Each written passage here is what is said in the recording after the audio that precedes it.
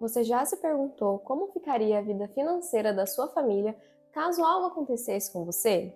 A pensão por morte é um tema que gera muito interesse e preocupação, pois todos querem garantir o bem-estar dos seus entes queridos, mesmo nos momentos mais difíceis. Você sabe exatamente como funciona a pensão por morte? Quais os critérios para sua concessão e quem são os dependentes? E quais as mudanças que ocorreram após a reforma da Previdência? Neste vídeo, a gente vai se debruçar em cima de todos esses temas. E se você se interessou, continue assistindo. Meu nome é Letícia, eu sou advogada e aqui no Solução Jurídica a gente pretende te auxiliar a conhecer melhor os seus direitos. A pensão por morte é um benefício concedido pelo INSS direcionado aos dependentes do segurado falecido. E ela visa, antes de mais nada, garantir que esses dependentes tenham uma fonte de renda, já que o segurado ele faleceu e não pode mais garantir o sustento da família. Só que para receber esse benefício, você tem que estar atento a 3 requisitos que deverão estar preenchidos. O primeiro deles é o óbito do segurado, a qualidade de segurado e a qualidade de dependente. Vamos ver certinho o que são cada um deles? O óbito do segurado falecido você comprova através da certidão de óbito dele. E a morte presumida, ela também permite a concessão desse benefício. Eu mencionei várias vezes a palavra segurado, mas afinal de contas, o que é o segurado do INSS? A primeira situação é quando ele está trabalhando ou contribuindo regularmente para o INSS. A segunda situação é quando ele está recebendo um benefício previdenciário, exceto o auxílio acidente. Então, por exemplo, se ele está recebendo uma aposentadoria, o auxílio-doença, ele ainda assim é considerado um segurado. E a terceira situação é quando ele está dentro do período de graça. E esse período de graça é quando o segurado ele não está contribuindo, mas ainda assim ele permanece protegido pela Previdência Social e pode sim receber benefícios. Os dependentes para fins de pensão por morte são divididos em 3 classes. A primeira classe, ela consiste no cônjuge ou companheiro, para fins de união estável, e no filho de qualquer condição menor de 21 anos, e também no filho de qualquer idade, ainda que seja maior de 21 anos, mas que esteja inválido ou que apresente alguma deficiência intelectual, mental ou deficiência grave. E para essas pessoas que eu mencionei agora, a dependência econômica com o segurado falecido, ela é presumida, ou seja, eu não preciso ficar fazendo prova que aquele cônjuge ou que aquele filho menor de 21 anos, ele dependa economicamente daquele segurado. Não, só pelo fato de ele estar inserido nessas classes, já gera a presunção de que ele dependa economicamente da pessoa. Então é por isso que para essas pessoas, geralmente, a concessão da pensão por morte acaba sendo mais fácil, porque não exige tantas provas. Na segunda classe de dependentes, a gente encontra os pais do segurado falecido. Mas os pais, diferente da primeira classe, os pais deverão comprovar a dependência econômica com o segurado falecido. Então, por exemplo, aquela mãe que morava com o seu filho, que era segurado do INSS, e ele que mantinha o sustento da casa, e ele veio a falecer. Então, essa mãe pode sim pedir o benefício de pensão por morte, mas ela deverá comprovar que dependia financeiramente desse filho. E por fim, na terceira classe, a gente encontra os irmãos do segurado falecido. E aí estão os irmãos menores de 21 anos de idade, não emancipados e de qualquer condição, e os irmãos maiores de 21 anos de idade, ou qualquer idade, na verdade, né? E que apresente uma deficiência grave, né? Ou uma invalidez, deficiência intelectual. Esses irmãos também podem receber a pensão por morte, porém, assim como os pais, eles deverão comprovar a dependência econômica com o segurado. E será que existe um prazo para pedir a pensão por morte? E a resposta é não. Não existe esse prazo. Só que quanto antes você solicitar o recebimento desse benefício, antes você vai receber ele. E dependendo de quando você solicitar, você também vai ter direito aos atrasados, né, aos retroativos. E agora, para saber a partir de quando você vai receber esse valor, se é da data do óbito, da data do requerimento, você tem que se atentar aos seguintes prazos. Se você é menor de 16 anos e fazer o requerimento da pensão por morte em até 180 dias contados da data do óbito, você vai receber o seu benefício a partir da data do óbito. Mas, se você tem mais de 16 anos e fizer o pedido em até 90 dias contados da data do óbito, você também vai receber o benefício a partir da data do óbito. Agora, caso tenha passado esse período de 180 dias para quem é menor de 16 anos ou de 90 dias para quem é maior de 16 anos, não tem problema. Só que daí você vai receber o benefício contado a partir da data do requerimento. E a duração da pensão por morte?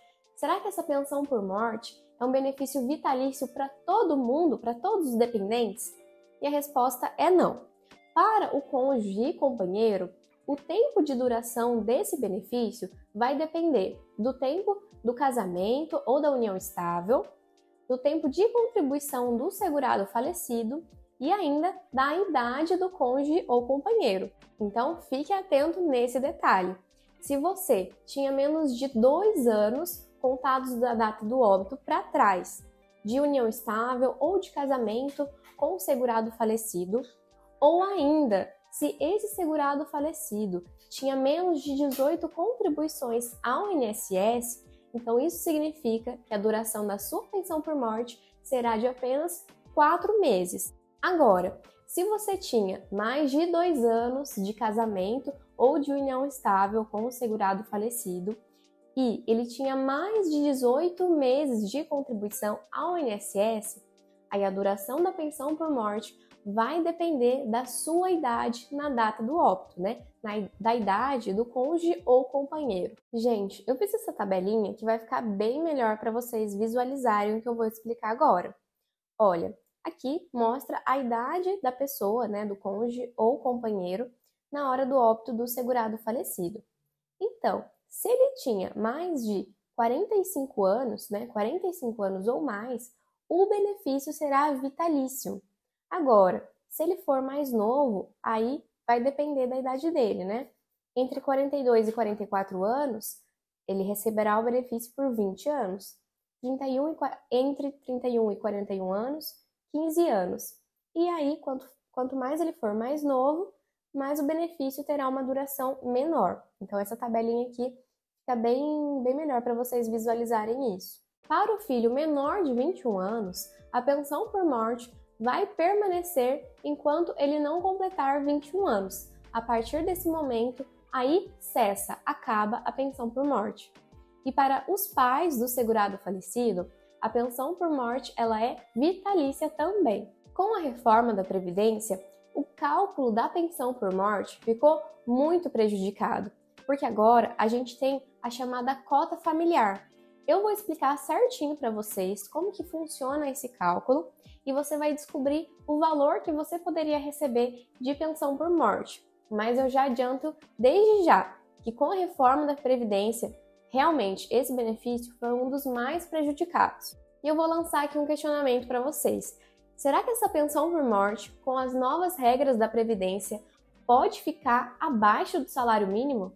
Fica aí que eu vou responder para vocês. Para saber o valor da pensão por morte, o primeiro passo, a primeira coisa, é identificar se na data do óbito o segurado falecido ele já estava aposentado ou não. Porque se ele estivesse aposentado, então a base de cálculo para o cálculo da pensão por morte será a aposentadoria dele.